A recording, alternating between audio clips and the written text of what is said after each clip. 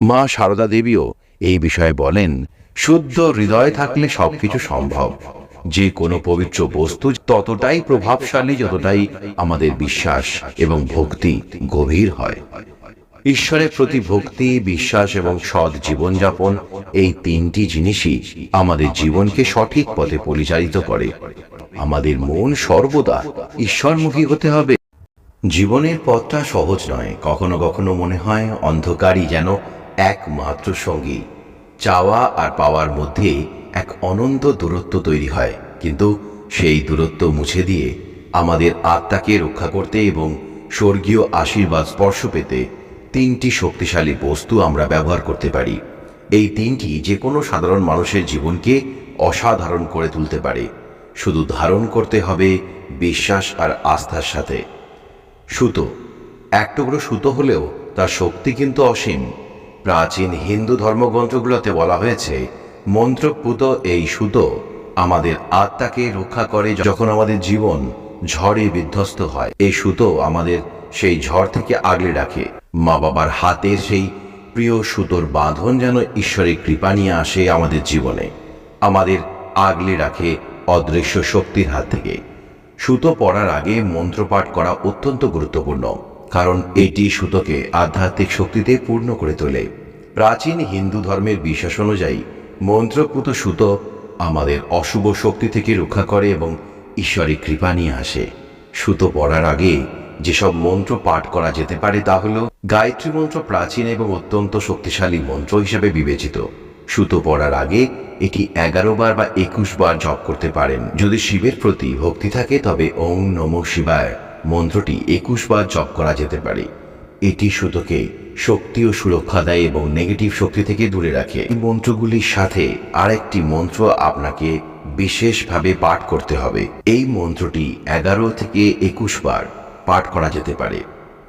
সুতো পরার সময় অবশ্যই দিনের শুদ্ধ সময়ে বেছে নেওয়া উচিত, বিশেষ করে সকালে সূর্যোদয়ের পর, যখন পরিবেশ শান্ত এবং পবিত্র থাকে।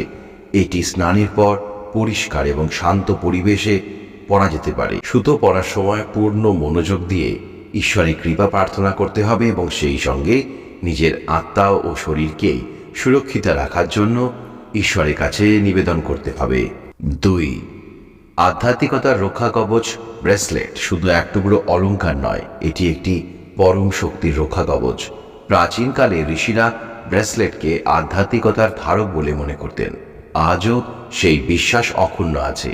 এই ব্রেসলেট আমাদের দেহের সাথে সাথে আত্মাকে সুরক্ষিত রাখে। জীবনের ঝঞ্ঝা, বেদনা, ব্যর্থতার মাঝে এই ব্রেসলেট আমাদের অন্তরে স্থিরতা আনে, আমাদের মনে ভরসা দেয় যে আমরা একা নই, আমরা রক্ষা পাচ্ছি সেই অদৃশ্য শক্তির হাত ধরে, যে শক্তি আমাদের কষ্টের মাঝেও আলোর পথ দেখায়। ব্রেসলেট এক টুকরো অলংকার হলেও তার আধ্যাত্মিক গুরুত্ব কিন্তু অসীম। প্রাচীন হিন্দু শাস্ত্রে বলা হয়েছে, সঠিক ধাতুর ব্রেসলেট আমাদের দেহ, মন এবং আত্মাকে রক্ষা করে এবং ঈশ্বরের কৃপা এনে দেয়। কিন্তু এই ব্রেসলেটের ধাতু বাছাই করাও অত্যন্ত গুরুত্বপূর্ণ, কারণ প্রতিটি ধাতু আলাদা শক্তি বহন করে। তামার ব্রেসলেট। তামা প্রাচীনকাল থেকেই আধ্যাত্মিক শক্তির ধারক হিসেবে ব্যবহৃত হয়।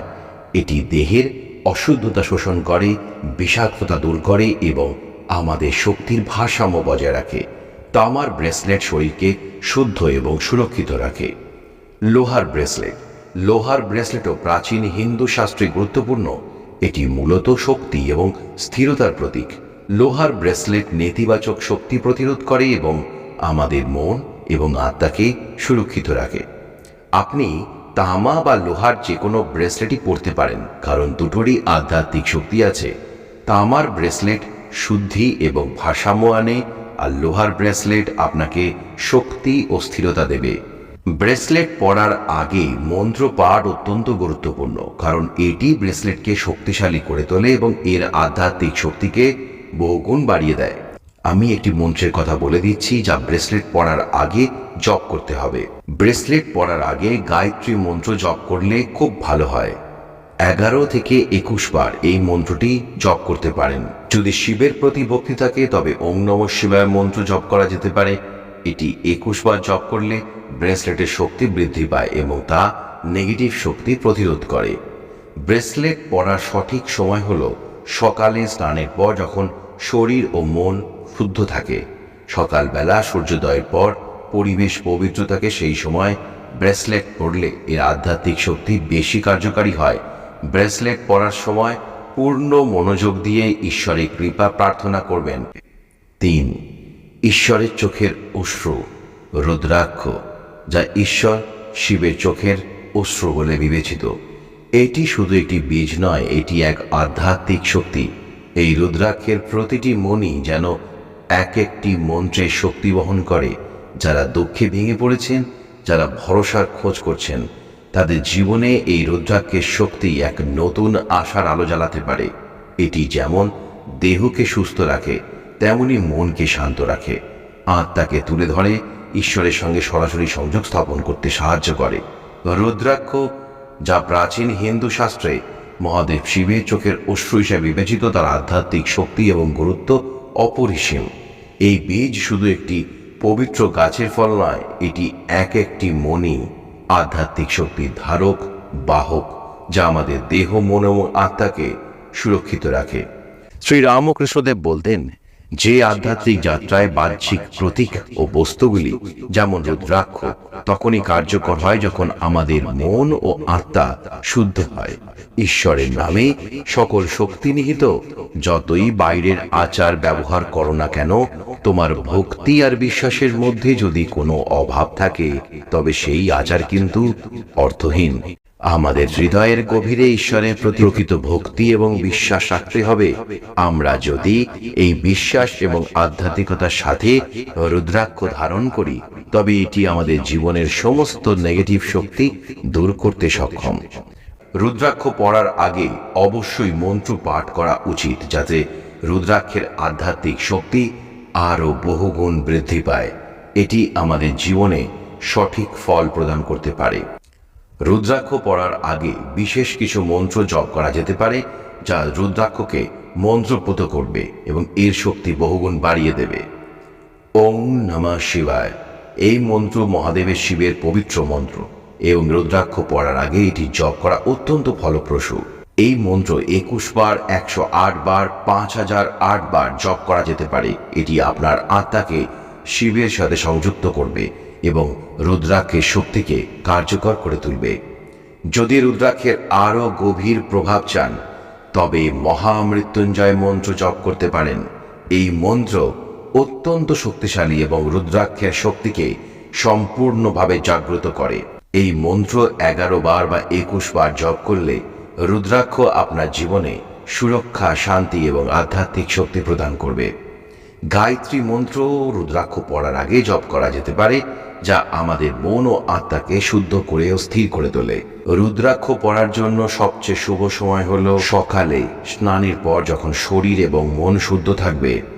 স্নানের পর পবিত্রতার অনুভূতি নিয়ে শান্ত পরিবেশে বসে মন্ত্র জপ করতে হবে এবং তারপর রুদ্রাক্ষ ধারণ করবেন।